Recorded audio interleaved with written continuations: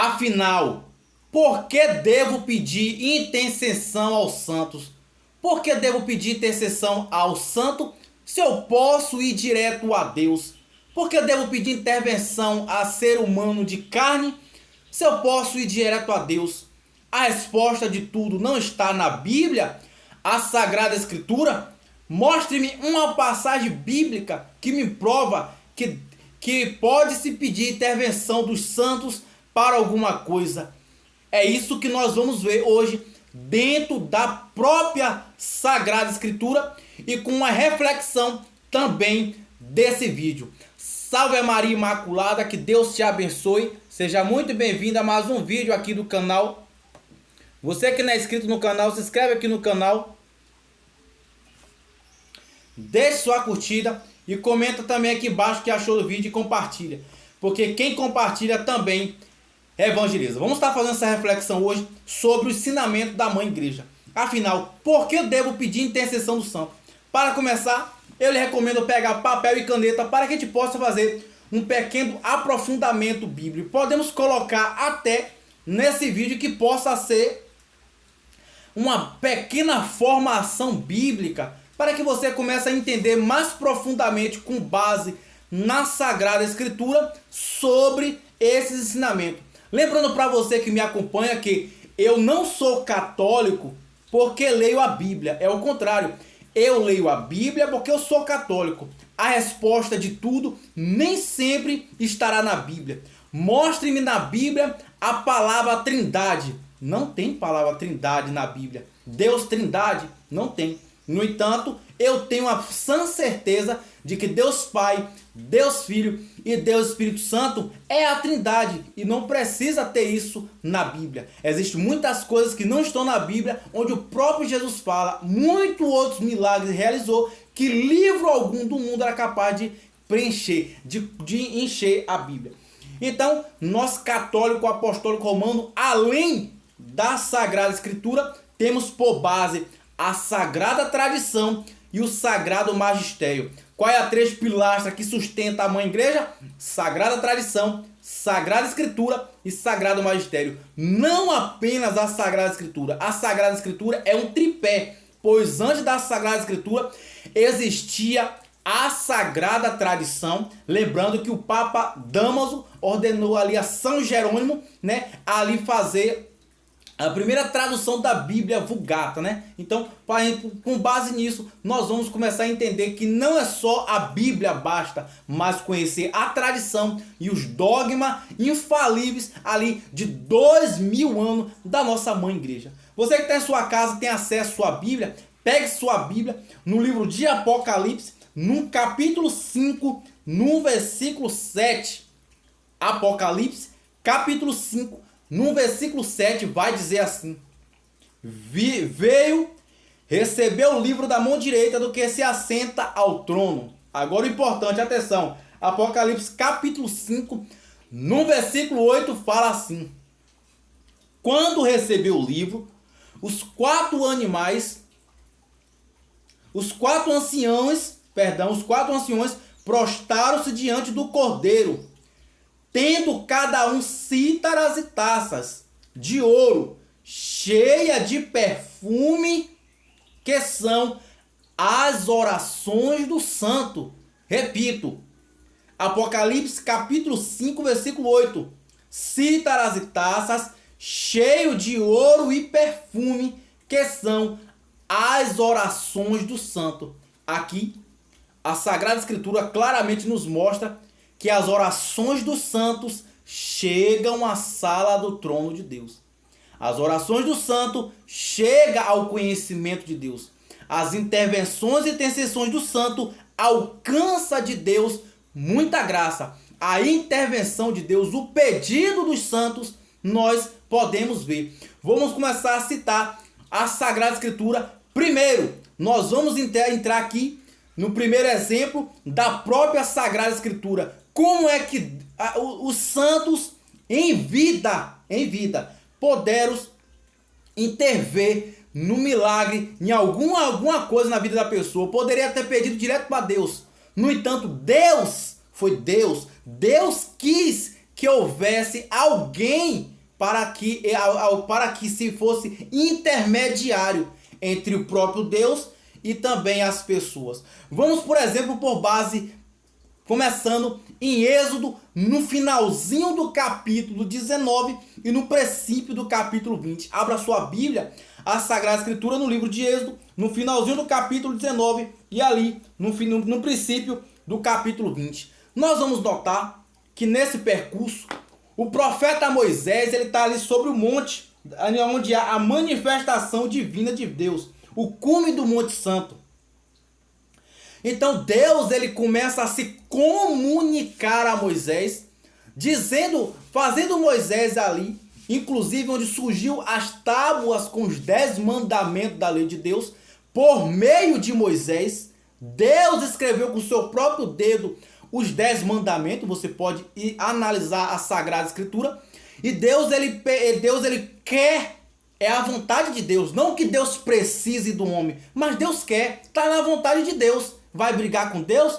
Vai discutir com Deus? Quem é você para discordar de Deus? Deus quis que Moisés, após descer o Monte Horebe, o cume do Monte Santo, Deus quis que Moisés fosse aquele que fosse intermediário. Ou seja, Deus passava informação do que ele queria a Moisés, e Moisés passava essa informação para o seu povo. O que Moisés era? Moisés era intermediário. Moisés ele pode interpretar aqui como uma intervenção do santo. Santo Moisés, obviamente, porque quando houve a transfiguração do Monte Tabor, que é que houve lá? Estava Pedro, Tiago e João, Jesus no Monte Tabor, apareceu 2 profetas. Quem foi? Profeta Elias e profeta Moisés. Se está no céu, é santo. E quem foi que interveio para aquele povo, para os mandamentos, inclusive para que Deus não matasse aquele povo com a ira por ter construído o bezerro de ouro? O profeta Moisés. O profeta Moisés, claramente, ele é um santo onde ele intervém. Deus precisava de Moisés para fazer algo na vida daquele povo? Não, mas Deus quis. E Deus escutava Moisés, e Moisés, ele era intercessor daquele povo. Próximo exemplo, abra sua Bíblia no livro do profeta do Evangelho, no livro do Evangelho São Lucas, no capítulo 2. Nós vemos claramente no livro do Evangelho de São Lucas, no capítulo 2, ali o episódio das bodas de Canaã, aí a reflexão do primeiro milagre de Jesus. Nós vemos que o vinho daquela festa de casamento vem a faltar. Quando o vinho daquela festa de casamento vem a faltar, então ali existe alguém que vai ser intermediário, alguém que vai intervir, alguém que vai interceder, alguém que vai pedir a Deus. Deus precisava de alguém para fazer seu primeiro milagre? Claro que não, mas Deus quis ouvir aquela intervenção. Evangelho de São João, no capítulo 2, no versículo 5, abra sua Bíblia de onde você me acompanha e vá comprovar o que diz. A Virgem Maria Imaculada, ela diz assim: fazei tudo que ele vos disser. Ela vai até Jesus, ela pede para fazer o milagre, ela intercede, ela intervém. Ela pode ser interpretada como a santa, sim, porque o arcanjo Gabriel, no Evangelho de São Lucas, capítulo 1, no versículo 28, chama ela de ave cheia de graça, que caritomene, transbordante da graça. Tomei sua prima, Santa Isabel, em Evangelho de São Lucas, capítulo 1, no versículo 39, seguinte, chama ela de onde vinha a mim a mãe do meu Senhor. Quando a criança no meu ventre, profeta João Batista, aleluia, diz que ouviu tua voz, ela saltou no meu ventre. Ou seja, ali Isabel reconheceu que Maria era a mãe do seu Senhor. Maria era cheia do Espírito Santo. Maria, quando proclama, então Isabel fica cheia do Espírito Santo. Isabel ali, Maria, ela cheia do Espírito Santo. O Espírito Santo revela para Santa Isabel, a mãe do profeta João Batista, que ela é a mãe do seu Senhor. Ou seja, uma mulher santa, cheia do Espírito Santo, onde o próprio arcanjo São Gabriel chama de ave cheia de graça, transbordante da graça. Está chamando ela de santa. E ela é também santa na intervenção, na intercessão também ali no Evangelho de São João, no capítulo 2, no versículo 5. Próximo exemplo dentro da Sagrada Escritura. E antes de ir para o próximo exemplo, eu quero te dizer, se Maria não tivesse naquela festa de casamento, provavelmente a Bíblia não toca no assunto, já que o assunto é somente a Sagrada Escritura. Isso é para alguns, para nós católicos não tem problema nenhum ouvir a tradição e também os dogmas da igreja, mas se para aquele que carrega a dúvida de somente a Sagrada Escritura, se Maria não fosse pedir, o milagre não tinha acontecido. Claramente, Jesus sendo Deus, a segunda pessoa da Trindade, Jesus poderia ter feito esse milagre sem a intervenção de Maria. No entanto, a Sagrada Escritura deixa claramente que ele quis que alguém pedisse a ele para que acontecesse o milagre. Amém? Nossa Senhora é a intercessora daquele primeiro milagre de Jesus. Nós vamos agora para o terceiro exemplo dessa formação bíblica que pode lhe ajudar a conhecer mais da Sagrada Escritura e do ensinamento da nossa Mãe Igreja, em Atos dos Apóstolos, no capítulo 5, no versículo 15. Atos dos Apóstolos, no capítulo 5, no versículo 15, a Sagrada Escritura vai falar assim, eu vou ler para ficar mais claro dessa vez. E você que está na sua casa, pegue sua Bíblia, acompanhe essa formação bíblica, que diz assim. Deixa eu pegar Atos dos Apóstolos, capítulo 5, versículo 14, para ficar mais claro o que eu vou ler, tá bom?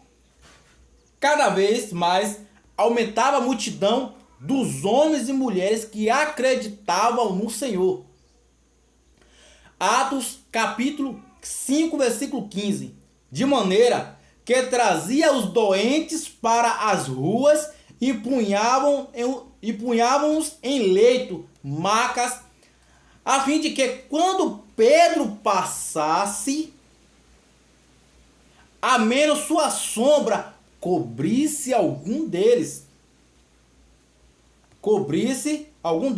Também da cidade vizinha de Jerusalém afluiu de gente, trazendo o enfermo e atormentado por espírito imundo, e todos ficavam curados. Ou seja, a sombra de Pedro curava os enfermos e pessoas atormentadas por espírito imundo. Ou seja, pessoas possessas pelo espírito mal. Possessão. A sombra de Pedro curava e libertava. Aqui podemos interpretar por uma cura e libertação. Pedro curava os doentes e libertava de opressão. Fazia exorcismo. Por quê? A sombra de Pedro.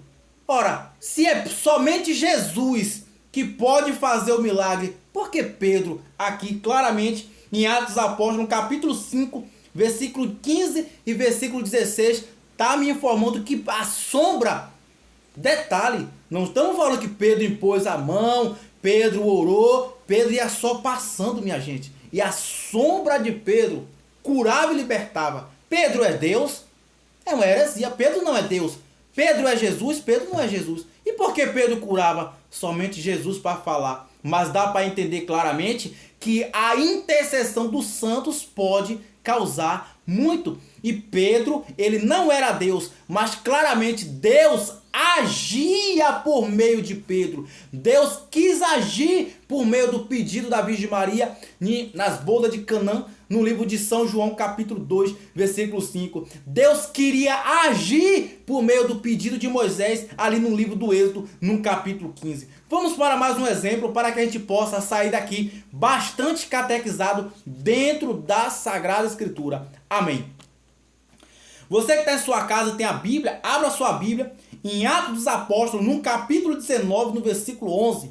Atos, capítulo 19, no versículo 11, que vai dizer assim: Deus fazia milagre extraordinário por intermédio de Paulo, de modo que seus lenços e outros panos que tinham tocado seu corpo eram levados aos enfermos, afastavam-se deles a doença e retiravam o espírito maligno. Minha gente, aqui está dizendo que também o lenço, está me dizendo aqui que Paulo, ele comia no lugar, limpava sua boca com lenço E quem tocasse só naquele lenço, ficava curado, expulsava um demônio. Era Paulo que tinha poder? Paulo era Deus? Não. Deus quer assim. Deus queria agir por meio de um lenço que Paulo comia. Paulo é uma intercessão dos santos. Paulo é uma intervenção do santo. Tanto é que nós podemos comprovar também que a história da Sagrada Escritura, no livro dos Apóstolos, que meu narra, que um homem, um certo judeu, uma ocasião, foi ali tentar exorcizar um homem em nome de Pedro e de Paulo. Você já viu esse exemplo? Quando ele chega lá, o demônio fala o quê? Paulo, eu sei quem é. Pedro, eu sei quem é. Jesus de Nazaré, eu sei quem é. Mas e você? Quem é você? A Sagrada Escritura fala que aquele homem apanhou. E a linguagem popular aqui do Nordeste, apanhou que nem mala véia.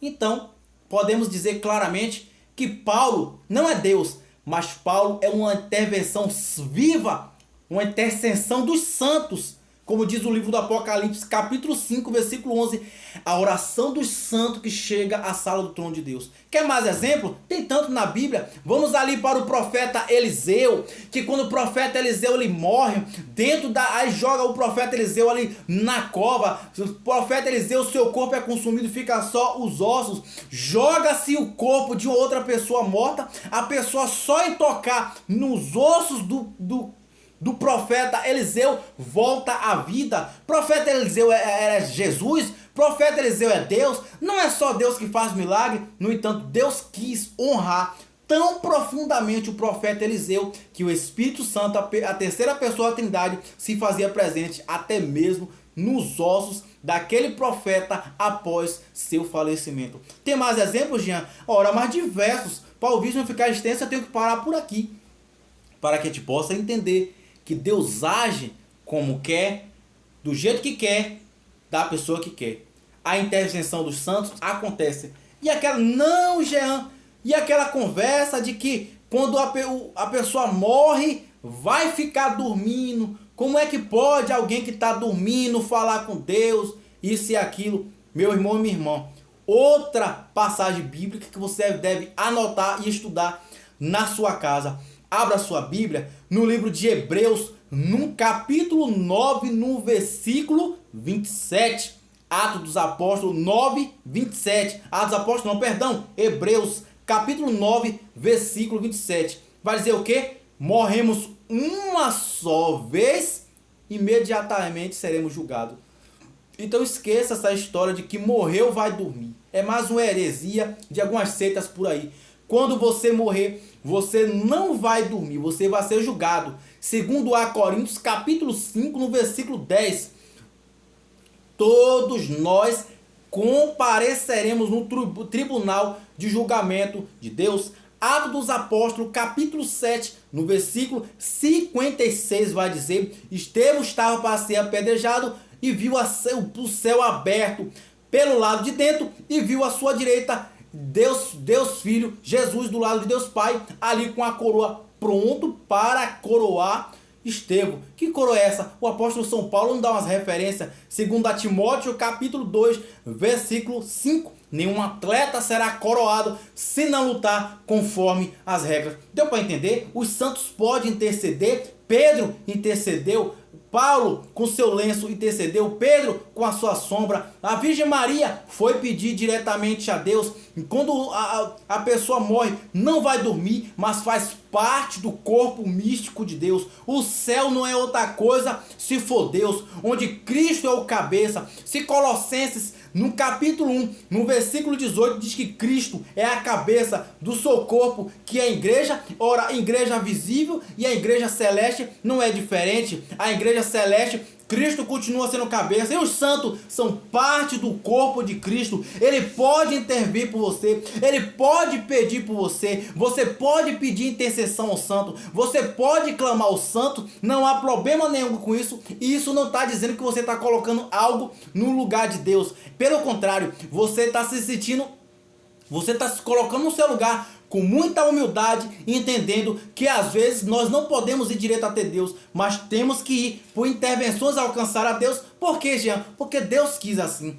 Claramente, nós vemos isso em exemplo da Sagrada Escritura. O povo do deserto não poderia diretamente perguntar a Deus o que queria fazer? Poderia. Inclusive existe um relato de alguns que ficavam com inveja de Moisés, e Deus vai à defesa de Moisés para não falar mal do seu profeta. Deus só queria falar com aquele povo por meio de Moisés. Moisés era intermediário, Moisés era aquele que intercedia, Moisés era aquele que alcançava o milagre de Deus. Tanto foi que a serpente de bronze lá no deserto, Deus quis curar aquele povo por meio de uma imagem, por meio do pedido de Moisés. Ainda a respeito sobre imagem, cá no livro do Êxodo, no capítulo 20, vai falar: não fazeis imagem, nem de aves do céu, nem de criatura da terra, nem embaixo da terra. Por favor, aqui no canal já tem um vídeo falando claramente sobre essa questão. Nós olhamos para o livro de Gênesis, no capítulo 37, de 37 até 53, ali narra a vida do profeta José do Egito. José, quando vai para o Egito, depois que José ali é descoberto pelos seus irmãos que não morreu porque foi vendido como escravo, José manda trazer toda a sua família começa a multiplicar no Egito. E quando tinha Ramsés ali quando tinha um faraó ali como ali rei do Egito, permitia então Ramsés ali como rei do Egito, permitia que José governasse o Egito. Só que aqueles reis foram morrendo e os novos que foram governando foram se incomodando com a multiplicação daquele povo israelita, e escravizaram aquele povo israelita. Deus ali no livro de Êxodo vê os clamores daquele povo como escravo. Moisés vem intervir na vida daquele povo. Moisés é usado por Deus para libertar aquele povo e atravessar o Egito. E o Jean, o que é que tem a ver isso com o livro do Êxodo, no capítulo 20, sobre a questão das imagens? Tudo tem a ver, tudo. Porque quando Deus fala para Moisés, não fazer nenhuma imagem, Deus está falando diretamente àquele povo que passou 400 anos no Egito, adorando e se prostituindo com falsos deuses. No Egito existia aproximadamente 700 mil deuses. Deus do sol, Deus da lua, Anubis, Ra, Hera, Osíris, Ísis, Poseidon, como Deus como ali a cultura do grego. Então existia Deus Sol, Deus Lua, Deus da morte, Deus não sei o que. E o povo judeu, o povo israelita acabou se contaminando com essas práticas. De fato, pegava animais, imagens de animais, e tinha como sagrado. Na verdade, sabemos que só existia e existe até hoje um só Deus, Trindade Santa, Deus Pai, Deus Filho, Deus Espírito Santo. Porém, quando Deus ele vai adverter que Deus está tirando o povo do Egito, Deus está educando o seu povo. E Deus está falando diretamente sobre o povo que tinha o costume de adorar falsos deuses. Mas Jean está falando de qualquer imagem. Não. Com 5 capítulos após do Êxodo 20, ou seja, Êxodo capítulo 20, não falar as imagens, nós já sabemos. Êxodo capítulo 25, no versículo 18, Deus manda fazer imagem. Ué, Deus está se contradizendo? Não. É a interpretação da parte de alguns que está totalmente equivocada, fora do prumo e fora do trilho. Porque senão, com 5 capítulos depois, Deus não mandaria no templo mandar fazer imagem. Êxodo capítulo 25, no versículo 18. Comprove aí na sua Sagrada Escritura. Êxodo capítulo 37, no versículo 7. Deus manda fazer imagem. 1 Reis capítulo 6, de 23 a 29, Deus manda fazer imagem. Nós vemos o povo do deserto quando é picado pela cobra ali. Deus pede para que Moisés modele uma cobra e erga ali do canto da ponta do cajado. Deus cura aquele povo por meio de quê? Uma imagem. Gênesis capítulo 1, de 26 a 28, a Sagrada Escritura fala que Deus criou o homem à sua imagem e semelhança. Se for ali radicalmente interpretar pessimamente ao pé da letra, você não pode ter nenhuma fotografia de um parente seu, nem na matéria do papel, nem no celular, porque ao pé da letra é imagem. Você adora a foto de seu filho? Você adora a foto de seus parentes? Porque você tem uma imagem no seu celular, quer dizer que você está adorando? Não, não, não. Que interpretação é essa, gente? Você tem uma foto no celular, seja sua, não ser sua, for de um cantor, seja lá o que for, você adora aquela imagem? O que é adorar na verdade? Na igreja católica, a adoração vem de sacrifício. Nós adoramos o Cordeiro, que é o centro da igreja. Nós adoramos Jesus na Eucaristia, que é o centro da missa. O único que adoramos. A respeito da Eucaristia, tem vídeo aqui também no canal. Eu espero que você possa, a partir desse vídeo, refletir um pouco mais. Podemos pedir a intercessão do santo. Já ainda não entendi muito bem por que coloca-se imagem na igreja de santos, sendo porque precisa de imagem. Por que nós precisamos de imagem? Ora, meu irmão, ora, minha irmã, a resposta é mais clara e mais simples do que você imagina. Por exemplo, vamos para o São Francisco de Assis. Pegando aqui, por exemplo, quando você olha para a imagem de São Francisco, o que vem à cabeça? Eu preciso ser mais humilde. Eu preciso ser mais piedoso. Eu preciso me converter. Ora, a igreja não vê nada mais do que isso como testemunho para você crescer na fé. Quando a gente vai para uma igreja, que a gente olha para uma imagem, automaticamente nós olhamos para a vida de um santo, de alguém que amou a Deus tão profundamente, e quando nós olhamos para aquela imagem, nós desejamos viver o testemunho daquela pessoa a qual a igreja ali canonizou como santo. Os altares estão pessoas que amou a Deus tão profundamente que virou exemplo para nós seguirmos exemplo, para nós buscarmos exemplo naqueles que ali nos aponta a Deus. O apóstolo São Paulo deixa muito claro isso. Por que eu devo precisar de exemplo para buscar a Deus? 1 Coríntios, capítulo 11, no versículo 1. São Paulo fala o quê? Sede meus imitadores, como eu sou de Cristo. Ora, Paulo está pedindo para a gente idolatrar ele? Presta atenção nessa reflexão, presta atenção na interpretação que nós fazemos.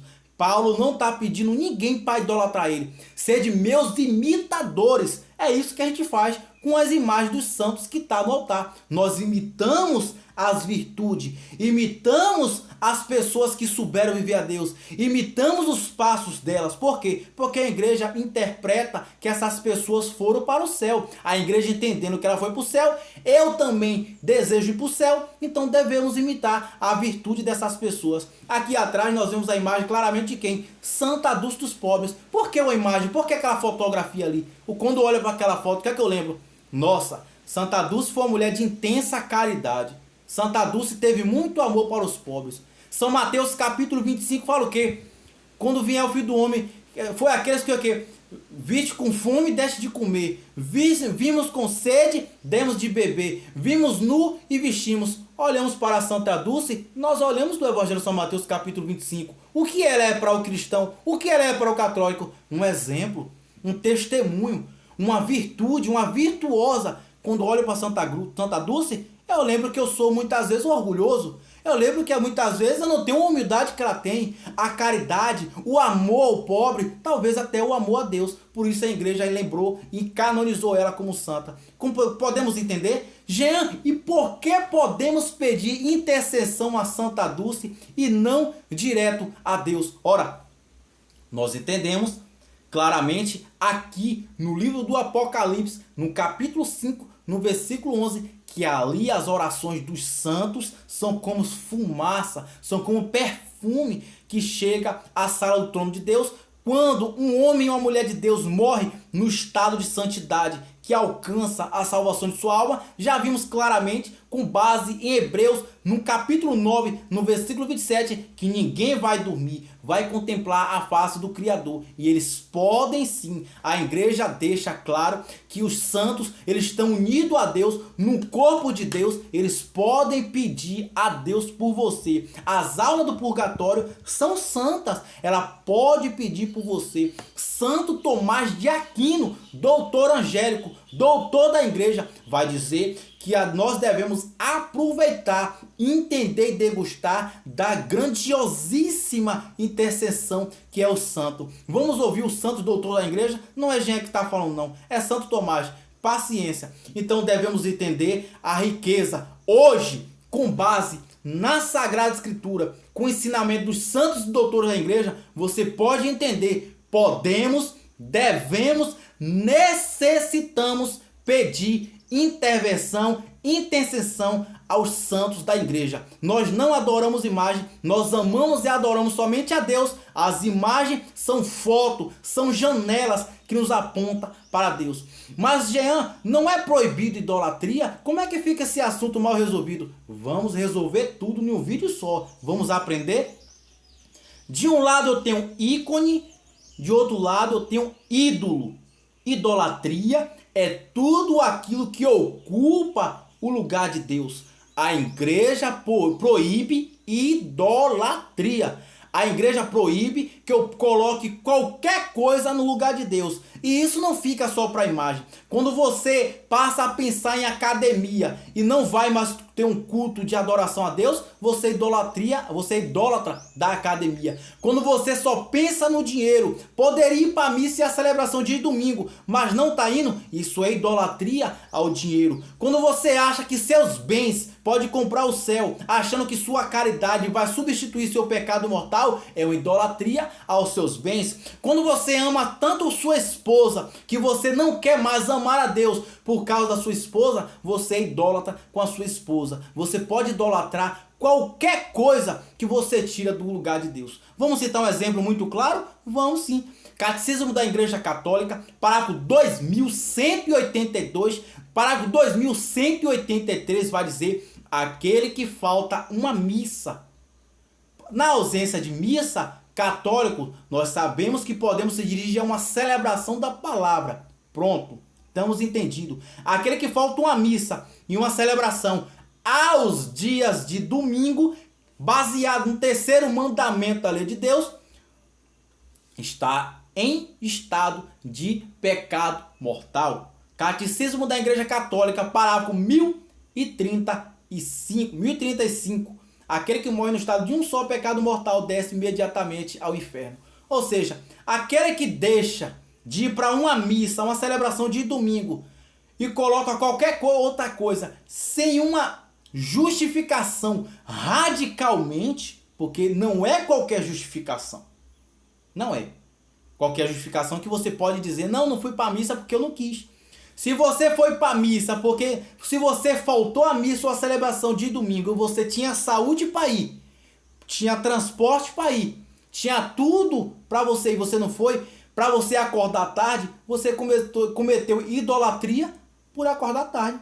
Se você não deixou de ir para a missa de domingo porque quis receber uma visita, você cometeu idolatria com aquela visita. Se você deixou ir para a missa de domingo para ir jogar bola, você cometeu idolatria porque quis jogar bola. Se você não foi para a celebração e para a missa, que é o culto central para a nossa fé católica, adorar o Jesus presente, vivo, na Eucaristia, para ir para a praia, você cometeu idolatria indo para a praia. Ficou mais claro? Não se trata só de imagem. Qual é o problema da idolatria? Está aqui na sua cabeça, está aqui no seu olhar. Você pode ter uma imagem dessa que é um ídolo, um ícone. Quando eu olho para a imagem de Maria, ela não ocupa o lugar de Deus, ela me aponta para Deus. Eu olho para ela, vejo uma mulher que foi temente, que foi obediente, que foi piedosa. Ao olhar para a imagem, eu não idolatro, mas eu vejo virtudes de uma mulher que me aponta para Deus. Evangelho de São Lucas, capítulo 1, 34, seguinte: ela se colocou como escrava. Eis aqui a escrava do Senhor, faça-se em mim segundo a minha palavra. Ela também se colocou como escrava. 1 Coríntios capítulo 11, versículo 1, São Paulo, que sede meus imitadores como eu sou de Cristo, assim como Maria. Sede imitadores das virtudes de Maria, como ela amou a Deus, como ela serviu a Deus. Tá dando para captar? Idolatria não é só uma coisa tão fácil como parece. Idolatria está aqui, no que você coloca no lugar de Deus em seu pensamento, no que você coloca no lugar de Deus em seu olhar. Se você é uma pessoa viciado em pornografia e você ali sabendo que aquilo ofende a Deus, peca com Deus, tendo total consciência do que é aquilo, e você prefere consumir seus vícios tirando Deus do centro, você está cometendo idolatria com o vídeo ou com aquilo que você está trocando por Deus, expulsando Deus de você. Então idolatria é muito mais do que a imagem, muito mais profundo. Se você contempla uma paisagem da natureza, aquela natureza ali pode ser ícone ou ídolo. Ou você olha para aquela paisagem e vê naquela paisagem uma seta que aponta para Deus, dizendo, contemplando como Deus é maravilhoso, como Deus é poderoso, como Deus é belo. Deus criou o céu, o mar, a terra, a natureza e essa linda paisagem. E naquela visão, com sua memória, você glorifica e exalta a Deus. Aquela paisagem é um ícone, porque ela me aponta para Deus. Mas se eu olho para aquela paisagem e digo, essa paisagem é tudo para mim, sem ela não vivo, e você começa a colocar ela no lugar de Deus, como que aquilo criado por Deus fosse maior que o próprio Deus, você comete idolatria. Eu espero que esse vídeo ajude muito. Se você ficou até aqui e gostou, deixe seus comentários, compartilhe para mais alguém que tem confusão ainda com esse assunto, deixe sua curtida. Salve Maria Imaculada, que Deus te abençoe. Tem mais vídeo aqui no canal falando sobre esse assunto.